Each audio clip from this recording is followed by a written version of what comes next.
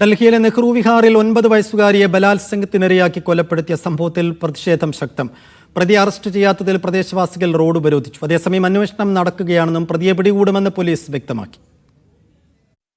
North east ഡൽഹിയിലെ നെഹ്റു വിഹാറിൽ ഇന്നലെ രാത്രി 9 മണിയോടുകൂടിയാണ് ഞെട്ടിപ്പിക്കുന്ന സംഭവത്തിന്റെ വാർത്തകൾ പുറത്തുവരുന്നത്. ബന്ധുവീട്ടിൽ പോയ പെൺകുട്ടി രാത്രിയായിട്ട് മടങ്ങിയെത്താത്തതിനെ തുടർന്ന് നടത്തിയ തിരച്ചിലിനൊടുവിലാണ് വീടിനടുത്തുള്ള മറ്റൊരു ഫ്ളാറ്റിലേക്ക് പെൺകുട്ടി പോയെന്ന വിവരം ലഭിച്ചത്. തുടർന്ന് ഫ്ളാറ്റിൽ നടത്തിയ തിരച്ചിലാണ് सूट केसिलाकिയ പെൺകുട്ടിയുടെ മൃതദേഹം കണ്ടെത്തുന്നത്. लड़का बहाने से फरार हो गया, ताला तोड़ने में लग गए. लड़की को अंदर देखा, कुछ नहीं मिला, तो सूटकेस दिखा तो सूटकेस हिल रहा था और ऐसे बच्ची की बेटी भी मिली, सूटकेस को खोल के देखा. അതിക്രൂരമായ ലൈംഗിക അതിക്രമത്തിന് പെൺകുട്ടി ഇരയായി എന്നാണ് പോസ്റ്റ്മോർട്ടം റിപ്പോർട്ട് സൂചിപ്പിക്കുന്നത്. സംഭവം നടന്ന് മണിക്കൂറുകൾ പിന്നിട്ടിട്ടും പ്രതിയെ കണ്ടെത്താനാകാത്തതിൽ പ്രദേശവാസികൾ റോഡ് ഉപരോധിച്ചു. मेरे यहाँ पे 9 साल की बच्ची का पहले रेप हुआ, उसके बाद उसका मर्डर कर दिया गया. हाँ जी, ये 7:30 से 8 की घटना. 7:30 से 8 की घटना.